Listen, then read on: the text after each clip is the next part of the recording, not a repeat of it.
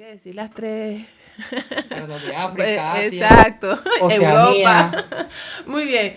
Gracias por conectarse con nosotros aquí en nuestro programa Respuestas a Preguntas que Incomodan. Y sí que son bien incómodas. Así que vamos a darle la bienvenida a Yatensi Bonilla. ¿Cómo está, Yatensi? Un gusto, Yadesi, y a todos los que nos ven. Un saludo muy especial al obispo Emilio Álvarez, que siempre nos ve. También Zulma desde Estados Unidos, Iliana de Puerto Rico, Loifa, Carol, Marlene de Perú.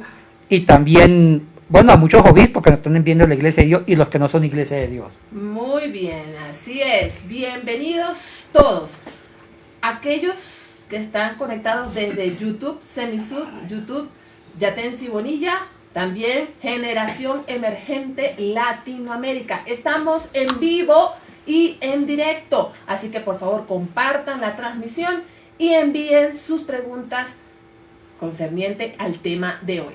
Nos acompaña el presidente de Semisud, el doctor Nelson Parra, a quien le damos también una cordial bienvenida. Saludos a todos, bienvenidos. Es un privilegio para mí estar aquí compartiendo con doctor Yatensi, con la profesora Yadetsi, así que bienvenidos a todos y un saludo muy caluroso. Qué lindo el set, ¿sí? Sí, desde el Semisud. Así es. Es un set hermoso para grabar programas académicos, espirituales, transmitir los cultos, este programa y otros más. Muy bien. Estamos listos entonces para iniciar. Les recordamos que estamos en vivo y en directo y ustedes pueden enviar sus preguntas. Fíjense que Carlos Aponte de Colombia nos envió esta pregunta. ¿Por qué Jesús maldijo la higuera si no era tiempo de higos?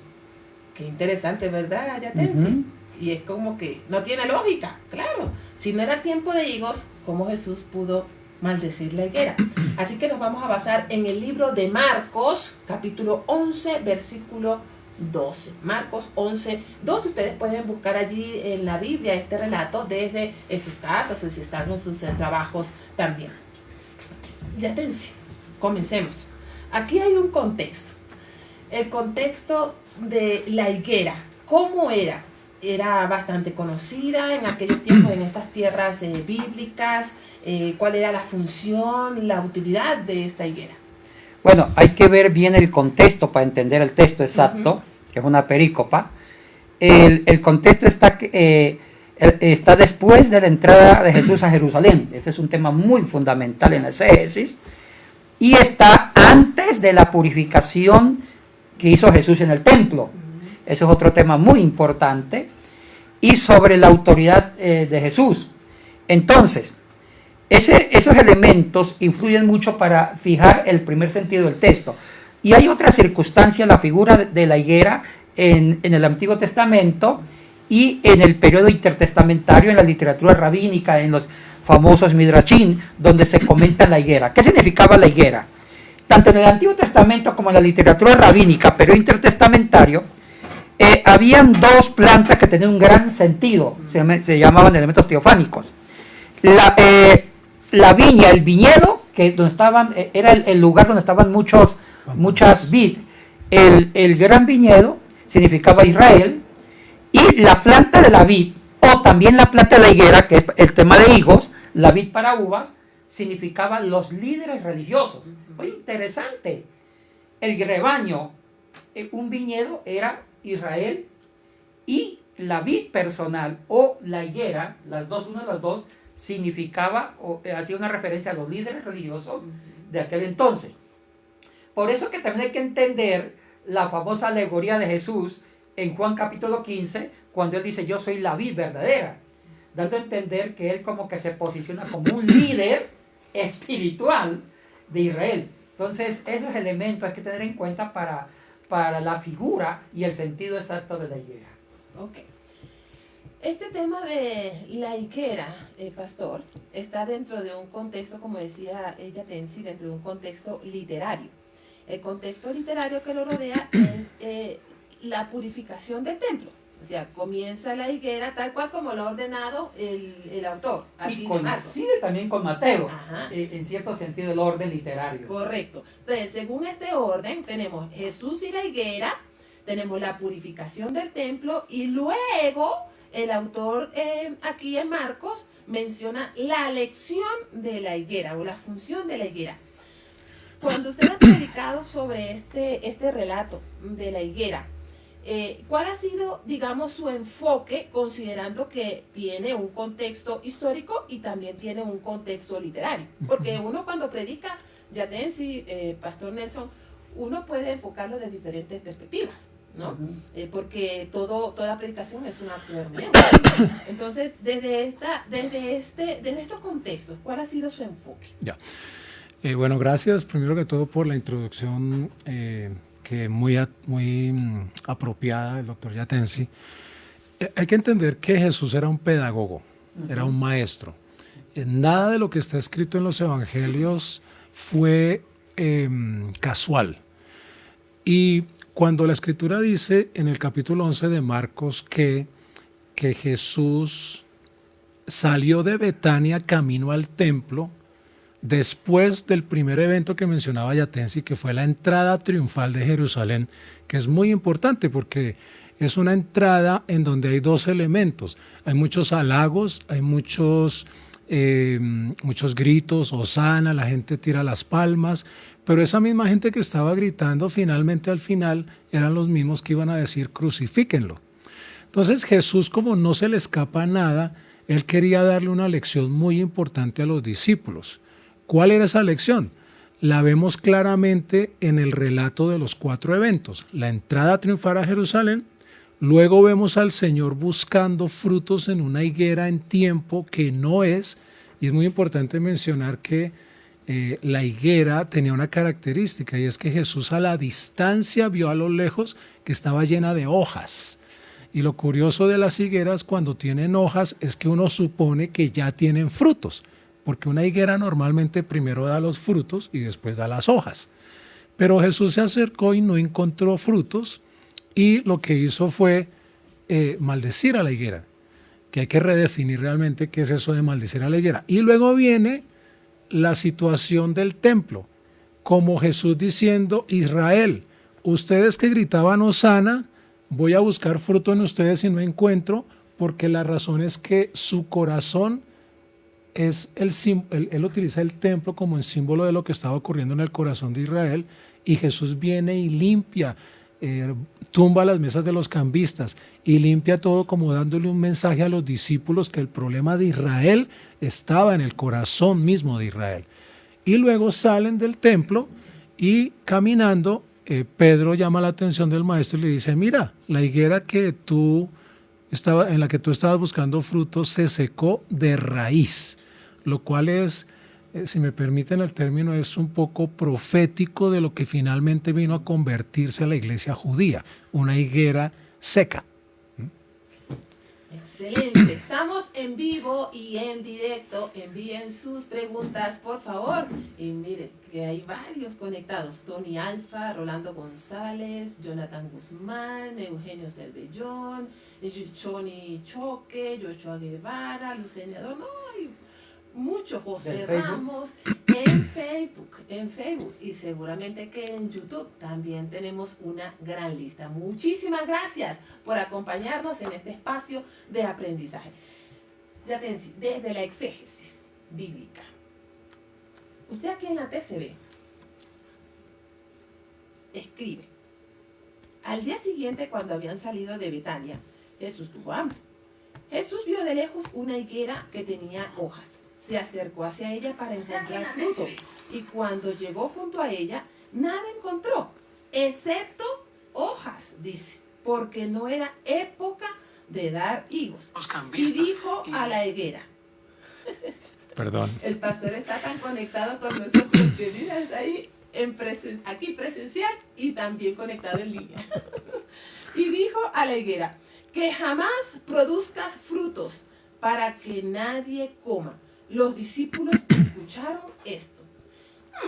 Aquí, Yatensi, en estos versículos usted no traduce que Jesús la maldijo, pero Cuando vamos al versículo 21 dice, Pedro se acordó y dijo, maestro, mira, la higuera que maldijiste se ha secado. ¿Por qué usted no traduce en los primeros versículos cuando se habla precisamente allí del relato de la higuera la palabra maldecir?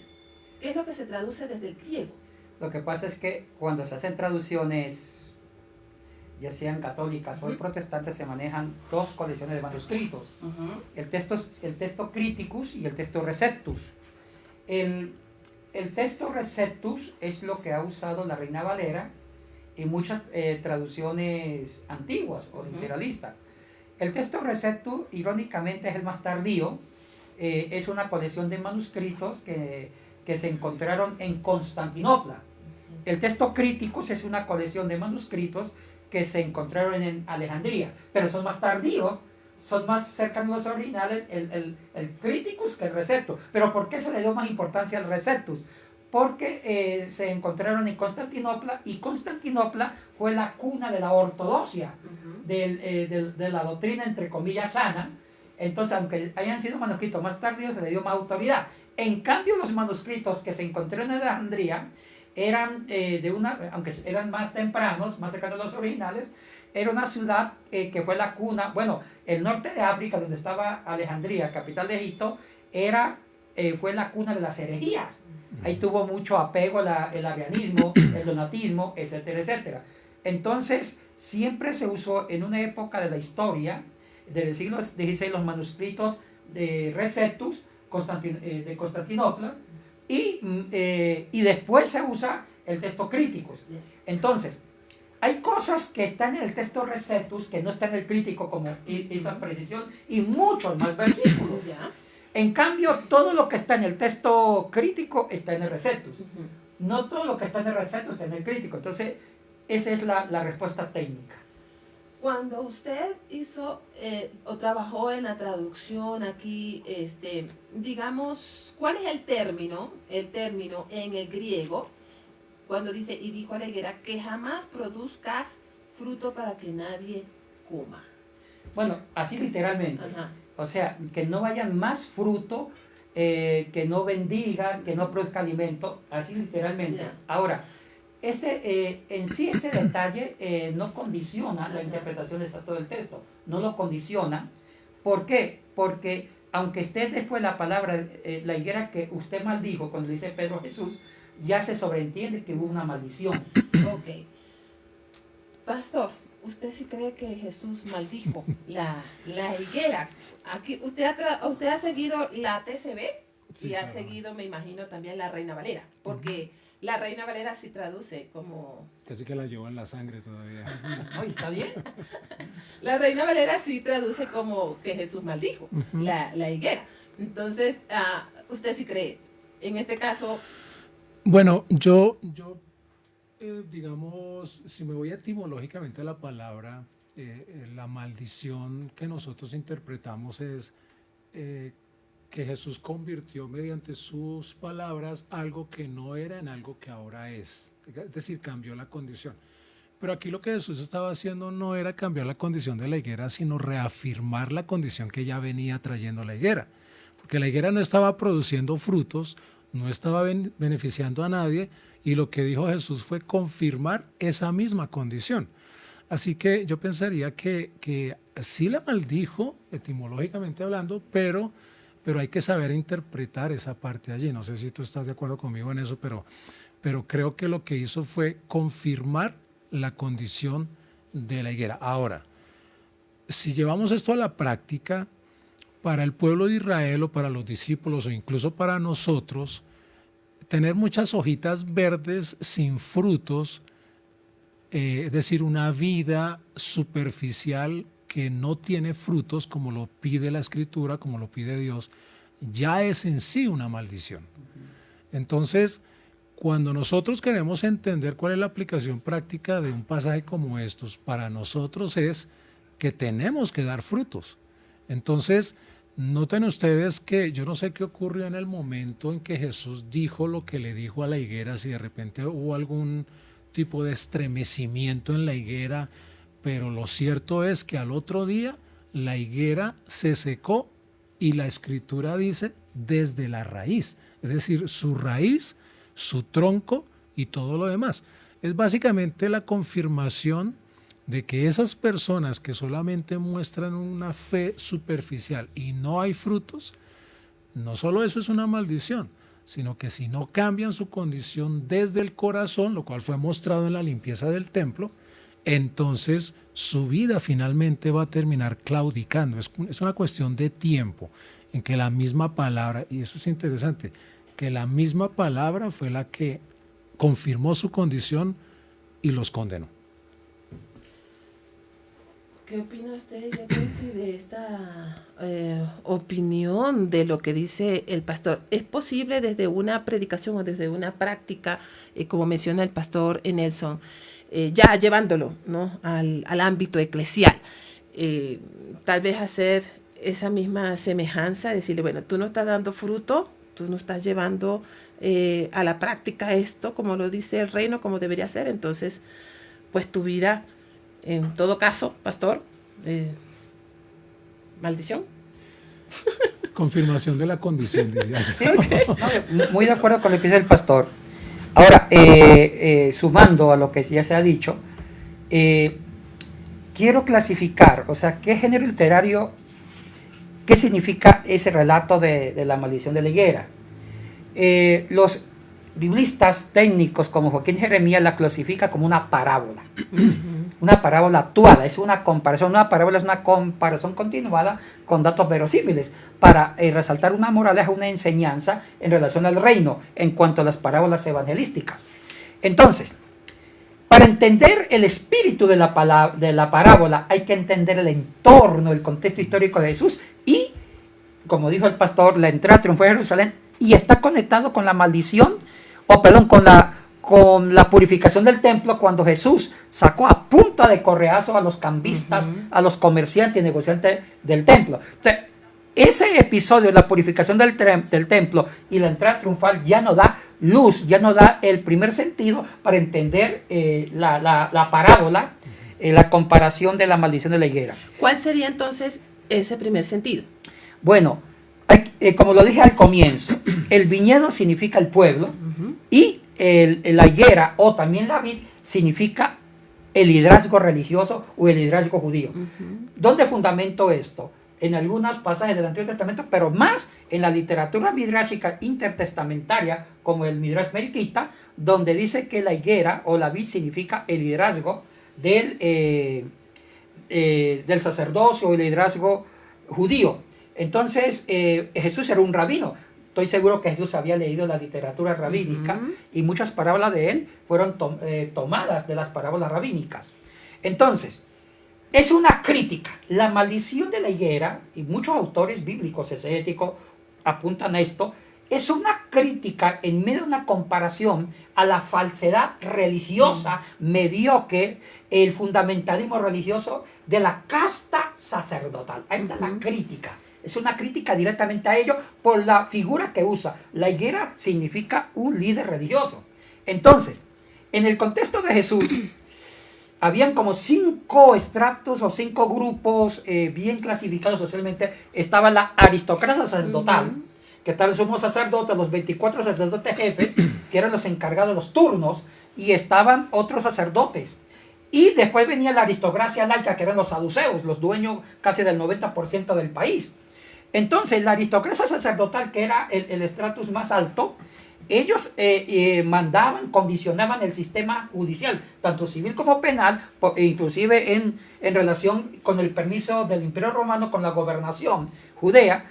Ellos condicionaban todo el derecho civil y penal, y realmente ellos también estaban explotando el pueblo con los altos impuestos al templo y colaboraban para que el pueblo pagara los impuestos a Roma. Bueno, había toda una corrupción económica, religiosa, teológica.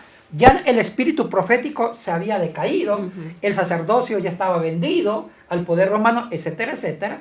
Y habían convertido el templo en un antro, en un antro de ladrones, de sinvergüenzas, de comercio, como un negocio.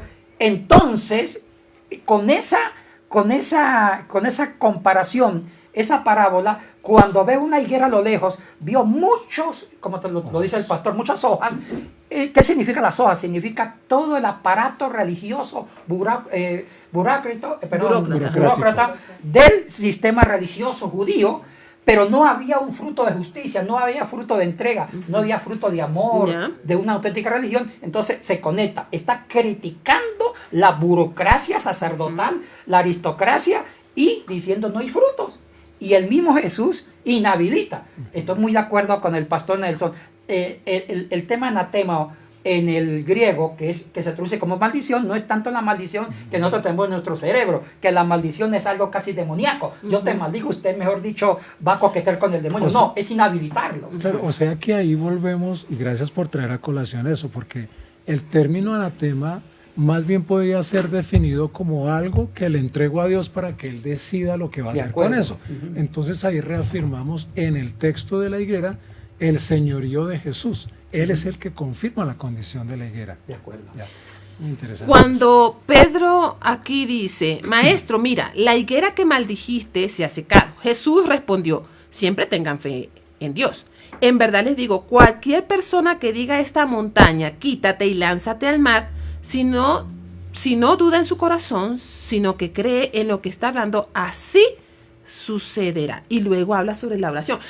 ¿Tiene alguna conexión de esta higuera y el tema de la fe? Claro, la fe es un fruto de una sana religión, de una sana espiritualidad. Ya. Que la higuera tenía pura religiosidad, que no tenía fe.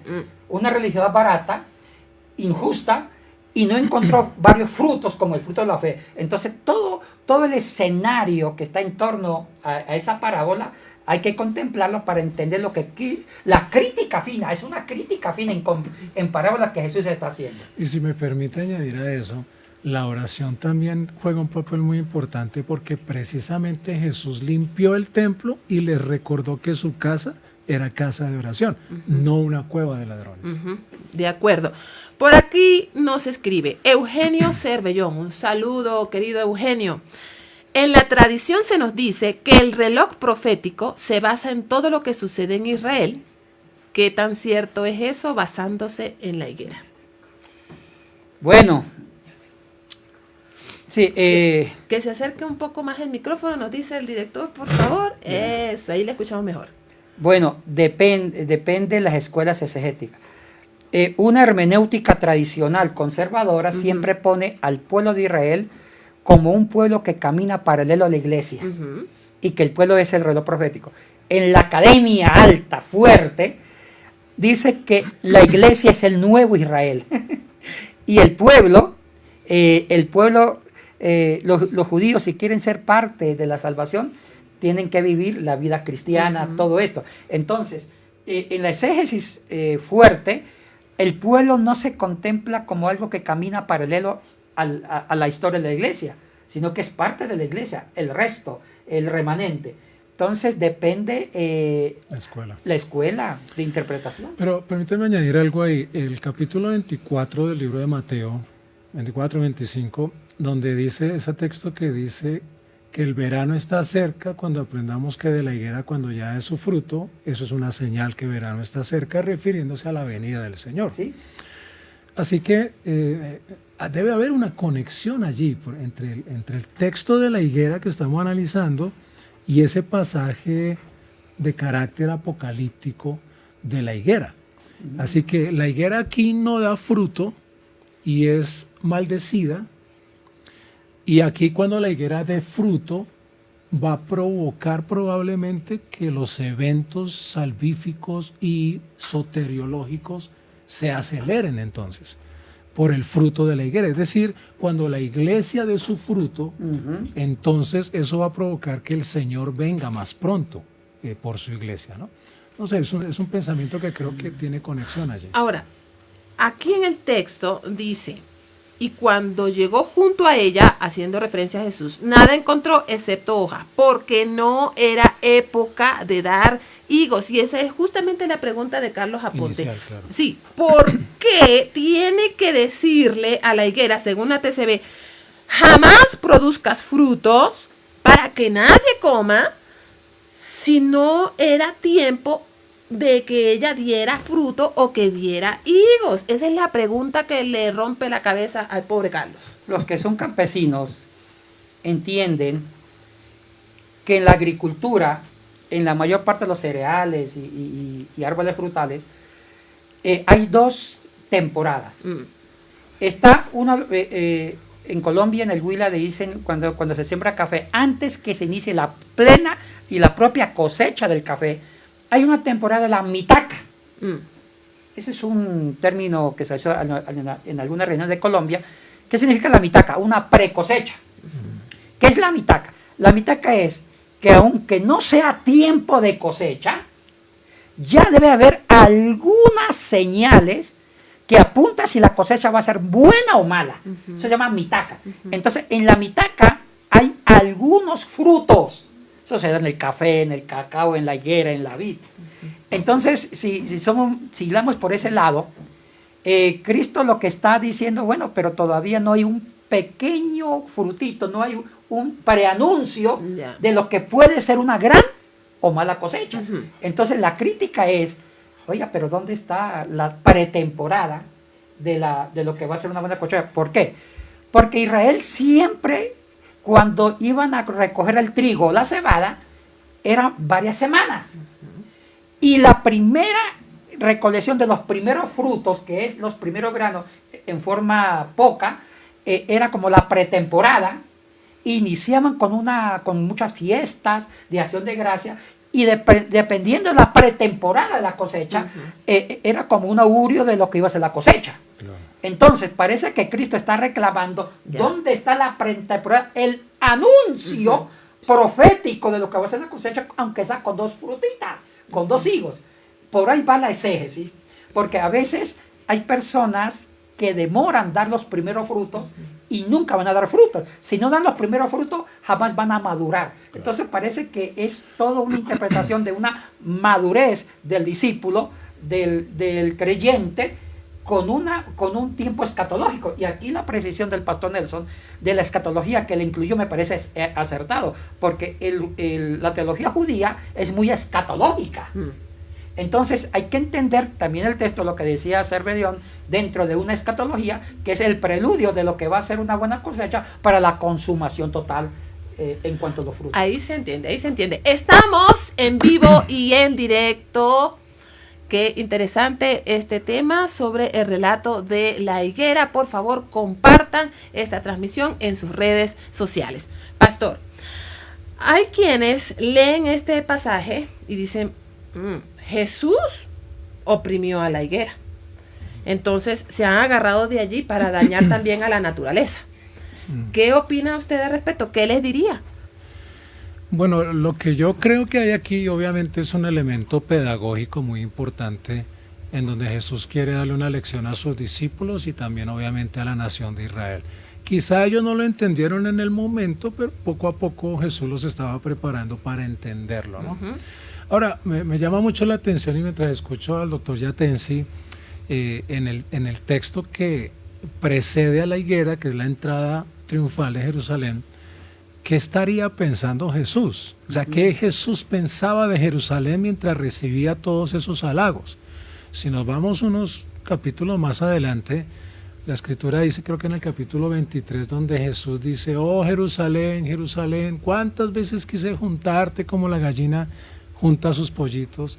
Y también le reclamó que mataba a sus profetas. Entonces la visión de Jesús de Jerusalén era muy importante. Y hay otro elemento inclusive sorprendente, o mejor, es el elemento sorpresa de la enseñanza de la higuera, de cuando Jesús viene a mí en un momento, cualquier momento, en el que, y hay también un elemento escatológico, en el que Él viene a pedirme frutos y yo no estoy preparado. Pero sí tengo obviamente la religiosidad a flor de piel. Entonces ahí creo que hay una enseñanza muy importante y también es una crítica a la iglesia de hoy, Yatensi, porque la iglesia de hoy se convirtió en una iglesia romántica, en una iglesia superficial y en una iglesia que peca al no dar frutos, pero sí mostrar una cosa que no es. Y en algún momento, de manera sorpresiva, Jesús se levantará una mañana y dejará de mirar a lo lejos y se acercará y nos dirá, necesito frutos. Y ahí está el otro elemento que sería genial que lo pudiéramos comentar, es el hambre de Jesús. Porque dice que Jesús tuvo hambre. ¿Hambre de qué? Y la misma escritura del mismo evangelio lo dice, hambre de justicia, hambre de frutos, hambre de comunión, hambre de amor. Bienaventurados los que tienen hambre y sed de justicia, porque ellos verán al Señor. Así que creo que por ahí es el asunto, Yadetsi. Muy bien. Yatensi, ¿cuáles serían sus palabras finales en relación a este relato de la higuera? Bueno, exegéticamente, aunque hayan muchas hermenéuticas muy buenas, exegéticamente es una crítica fuerte a la jerarquía sacerdotal, a la aristocracia sacerdotal vacía, hueca, sin fruto de justicia. Es una crítica sutil, fuerte, usando la figura de la higuera en relación al liderazgo sacerdotal en una parábola de la higuera. Es por eso que está conectado los versículos 27 al 33, cuando habla sobre la autoridad de Jesús. Exactamente. ¿Quiere Jesús demostrar de alguna u otra forma que Él es la autoridad? Sí. Muy bien, excelente. Muchísimas gracias por habernos acompañado el día de hoy. Solamente queremos recordarles que en el programa de Ciencias Bíblicas tenemos un nuevo curso, Exégesis de Nuevos Textos Polémicos. Aquí tenemos algunos temas: formación del Decálogo y leyes del Sinaí, su comparación con códigos penales asirios y leyes humanitarias, abuso de Siquén a Dina en relación con Juan 4, comparando ambos relatos y su significado bíblico, cielos nuevos y tierra nueva según Apocalipsis 22 y su importancia escatológica y teológica, nombres de Dios como Yahweh o Jehová y los profetas menores en el Antiguo Testamento, su significado y formas. Se va a dictar desde el 10 al 15 de marzo, lunes, miércoles y viernes, desde las 6 de la tarde hasta las 9 de la noche, y también el sábado desde las 8 de la mañana hasta las 12 del mediodía, con el doctor Yatensi Bonilla. Yatensi, háblenos un poquito, por favor, sobre este curso tan espectacular. Bueno, es un curso que ya se ha dado, se inauguró en el tiempo de la pandemia, sobre textos que son oscuros para entenderlos. Y este va a ser el tema 3, el curso 3, siguiendo esa línea, con otros textos oscuros que vamos a comentar, y más del Antiguo Testamento. Muy bien, excelente. Nuevos cursos, estoy diciendo, Andrés. Aquí nos está haciendo un recorderis. Nuevos textos. Sí. Textos polémicos. Sí. También queremos recordarles de nuestro Congreso de Educación Cristiana. Está organizando Capilla del Valle con Semisud. Vamos a tener un tiempo espectacular. Por favor, revisen allí la información en semisudonline.org. Será desde las 9 de la mañana hasta las 4 de la tarde, el sábado 22 de marzo, para pastores, líderes, miembros, maestros de grupos pequeños, de escuela dominical, de jóvenes, de niños. Y usted puede venir de manera presencial y también se puede conectar vía Zoom. Así que, por favor, toda la información usted búsquela allí en semisudonline.org. Muchísimas gracias por habernos acompañado y gracias, Pastor, también por su presencia, por su aporte. Fue muy enriquecedor. Realmente, Yatensi, muchísimas gracias por habernos acompañado y también deleitado con su sabiduría. Los esperamos el próximo miércoles por este mismo canal y a la misma hora. Shalom Adonai.